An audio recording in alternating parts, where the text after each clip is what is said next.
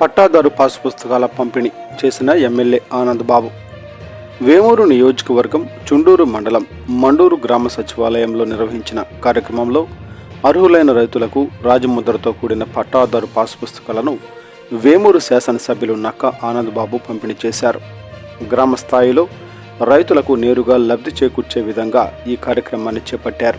ఈ సందర్భంగా శాసనసభ్యులు నక్క ఆనంద్ బాబు మాట్లాడుతూ రాష్ట్ర ప్రభుత్వం రైతుల హక్కులను పరిరక్షించటం మరియు భూ సంబంధిత వ్యవహారాల్లో పారదర్శకతను పెంపొందించడం ప్రధాన లక్ష్యంగా తీసుకొని పనిచేస్తోందని తెలిపారు. మీ భూమి మీ హక్కు అనే నినాదంతో ఎటువంటి వ్యక్తిగత ఫోటోలు లేకుండా కేవలం రాజముద్రతోనే ఈ పట్టాదారు పాస్ పుస్తకాలను అందించడం ద్వారా ప్రభుత్వం రైతుల పట్ల నిష్పక్షపాత ధోరణిని స్పష్టంగా చాటుతోందని పేర్కొన్నారు. ఈ కార్యక్రమంలో అధికారులు, కూటమి నాయకులు, రైతులు, ప్రజలు తదితరులు పాల్గొన్నారు. టుడే టీవీ ప్రతినిధి కుంచె వెంకటేశ్వరరావు, వేమూరు నియోజకవర్గం. మండూరు, తొట్టెంపూడి, చుండూరు, పెదగాదల వరకు, చిన్నపల్లి, పెనుగుంద్రపాడు ఈ గ్రామాల్లో రీసర్వే దాదాపు మొత్తం పూర్తి అయిపోయింది. నేను చెప్పిన గ్రామాల్లో కాకపోతే 2 గ్రామాలు వేటపాలెం, ఎడ్లపల్లి గ్రామాల్లో స్టార్ట్ అవ్వాలి. ఇంకా ఆ 2 గ్రామాలు స్టార్ట్ కాదు. మిగిలిన ఆలపాడు, కేఎన్పల్లి, వలివేరు, మోదుకూరు కొన్ని గ్రౌండింగ్ స్టేజ్లో ఉన్నాయి. కొన్ని తహసీల్దార్ లాగిన్లో, జేసీ లాగిన్లో పెండింగ్లో ఉన్నాయి. అవన్నీ కూడా త్వరలోనే పూర్తి చేసుకుంటాం. స్టార్ట్ కాని ఊళ్ళు మాత్రం 2 ఉన్నాయి.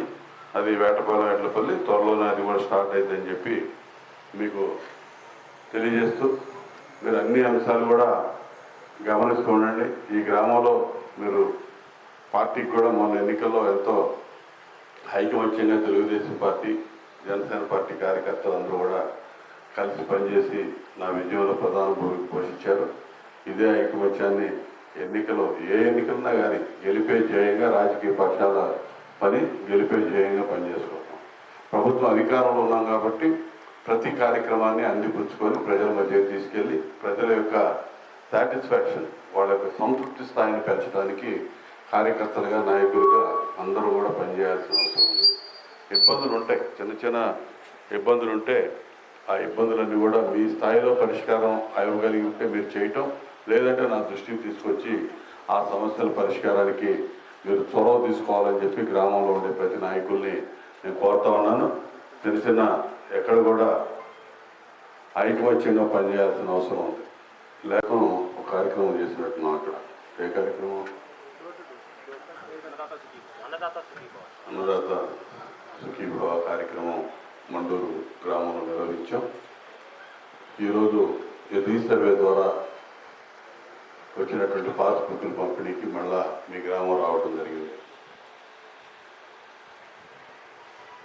ఈ మండూరు, అమర్దూరు మండలంలో పెదపూడి గ్రామాలకి ఈ ట్రిప్పులు వచ్చినాయి మనకి. అదే పోయిన నెలలో ఈ 2 గ్రామాలు వచ్చినట్టయితే చంద్రబాబు నాయుడు గారి ప్రోగ్రాం ఈ మధ్యలోనే పెట్టుండేవాడిని. పోయిన నెలలో మనకి ఈ ప్రాంతంలో పాస్బుక్లు రాలా, అందుకని చెప్పి కట్టుకోల మండలంలో చివరి పెట్టాల్సి వచ్చింది. ఏది ఏమైనా ఒక మంచి కార్యక్రమం రైతాంగానికి సంబంధించి ప్రభుత్వం చంద్రబాబు నాయుడు గారి నాయకత్వంలో చేస్తున్నటువంటి మంచి కార్యక్రమాల్లో ఇది కూడా ఒకటి. ఏది చేసినా మంచి. రైతు పక్షపాత ప్రభుత్వం మన ప్రభుత్వం. మీ భూమి మీ హక్కు, మీ భూమి మీ హక్కే కదా.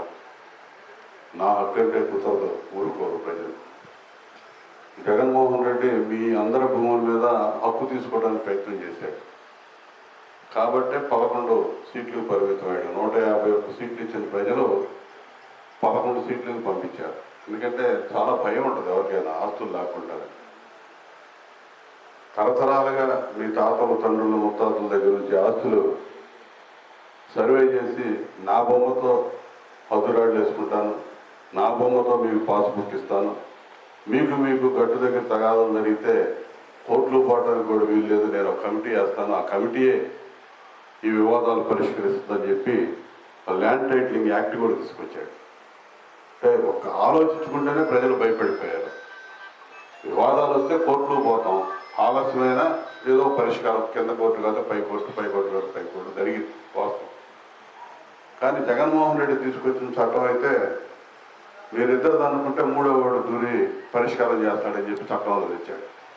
అంటే మూడోవాడు అంటే వాళ్ళ పార్టీ నాయకులు, వాళ్ళ తాబేదారులు, వాళ్ళ అనుయాయులు కబ్జా చేసుకోవడానికి అవకాశం ఇచ్చే చట్టాన్ని తీసుకొచ్చాడు. అది ప్రజలకి తీసుకెళ్లడంలో, ప్రజల దగ్గరికి ఆ అంశాన్ని చేర్చడంలో మనం కూడా సక్సెస్ అయ్యాం. ప్రజలు కూడా అది వాస్తవాన్ని అర్థం చేసుకున్నారు.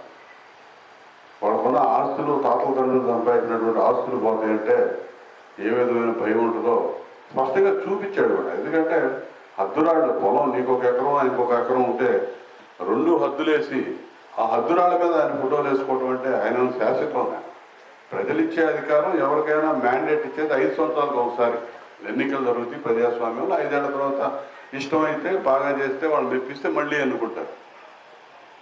ఇదేదో శాశ్వతమైన అధికారం లాగా ముఖ్యమంత్రి అనగానే నీకు ఇచ్చే పాస్బుక్ పర్మనెంట్ అని చెప్తున్నాడు. లైఫ్ లాంగ్ ఉండేది ఈ పాస్బుక్.